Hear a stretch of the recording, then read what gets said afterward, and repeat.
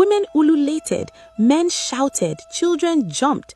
Compliments flew like birds released from cages. Queen Amara, see how she fits beside him. Her mother's suffering has turned to joy. At that exact moment, in front of her hut, Mama Nkem collapsed. Villagers who witnessed the incident rushed to her. They carried her to the healer's hut. When Amara returned from the palace, still dizzy with shock and fear and attention, she found her mother lying on a mat, eyes half open, lips pale. "Mama," Amara dropped to her knees. "Mama, talk to me, please." Mama Nkem managed a weak smile. "So, the prince chose you." Tears spilled down Amara's face.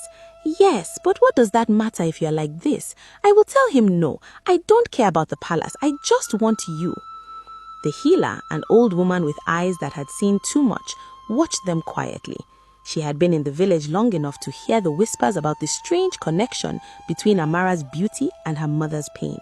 She had also seen patterns others refused to notice. She cleared her throat. "Nkem," she said, "you never told the girl, did you?" Mama Nkem swallowed. "What would I say? My child, every time the world calls you beautiful, it drags me closer to my grave. Should I make her hate the face God handed her?" The healer sighed, knowing the answer already.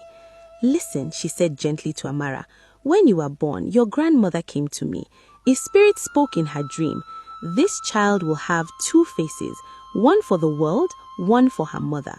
The more the world loves one, the more the other will suffer. Hide her beauty, protect her mother." Amara's heart stopped. "Hide my beauty? How?" "By refusing praise," the healer continued. "By staying away from places where people gather just to look. By making your life so ordinary that your face becomes background, not headline." Amara thought of the palace, the prince, the way the entire village had screamed when he called her name. Her stomach twisted. We didn't hide it," she whispered. "We did the opposite." The healer nodded sadly. "And your mother's body has been paying the debt." Silence filled the hut, heavy and thick. That night, as the village celebrated outside with drums and dancing, the healer gave Amara a choice. "If you marry the prince," she said, "your name will travel beyond this village. Songs will be sung about your face. Praise will pour over you like rain in rainy season.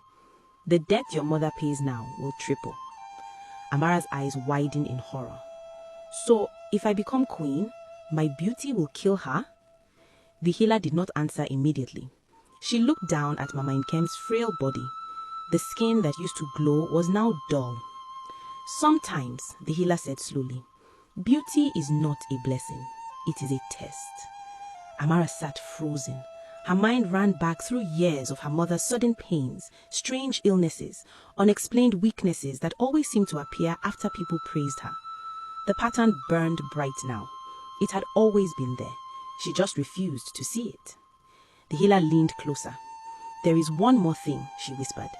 "The spirit in your grandmother's dream promised that the curse would break if just once you chose your mother's life over the world's admiration. Not in secret, in public, where praise cannot follow you." "How?" Amara's voice cracked.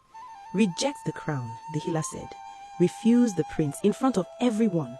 Choose a life that will make them stop talking about how you look and start talking about how strange you are." Amara's heart pounded so hard. Reject a prince? Throw away a crown people would kill for? Turn her own beauty into something the village mocked? The healer's eyes softened. Sometimes the only way to break a curse is to break people's expectations too. The next morning, the palace square was full again. The king, dressed in gold and red, sat on his throne. Prince Sumadina stood beside him, eyes searching the crowd for the girl whose face had refused to leave his mind all night. Drummers beat slow rhythms. The air tasted of anticipation. Amara walked into the square wearing the simplest wrapper she owned.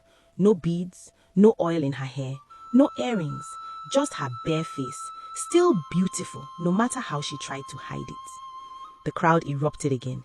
"See her, our queen, our wife."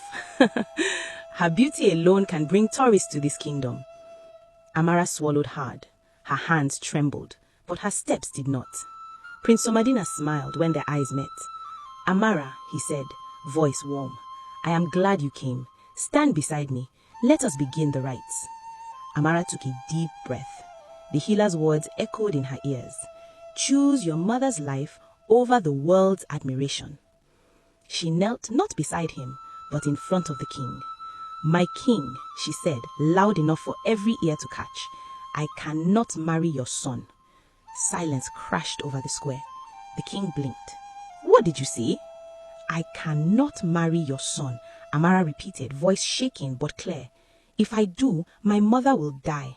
My beauty is not free. Every praise they pour on me becomes pain in her body. I will not stand on a balcony smiling while my mother's bones crack in the dark. Murmurs broke out. She's mad. Is this pride? How can someone refuse a prince? Prince Somadina's face tightened with confusion and hurt. Amara, if this is about fear, I promise it is not fear, it is debt, one that I will no longer let her pay alone. She reached up and did something no one expected. With her own hands, in front of the entire village, she grabbed a small knife from the nearest guard's belt, took a lock of her long, beloved hair, and cut it off. Gasps exploded. The glossy black strands fell to the dusty ground like pieces of a crown she was tearing apart. If my beauty must hurt someone, Amara said, tears running down her cheeks, then let it hurt me. Let them say I am foolish. Let them say I wasted my chance. Better that than for every compliment to be a wound in my mother's flesh. When she was done, she didn't look ugly, but she didn't look like the goddess they had worshipped with their eyes either. She looked human, ordinary, breakable. The silence turned heavy. Then, from the back of the crowd, a woman's voice cracked the air. Enough, the voice said. The promise has been kept. The crowd turned. The healer stood there. Years ago, she said, stepping forward, this village made a trade with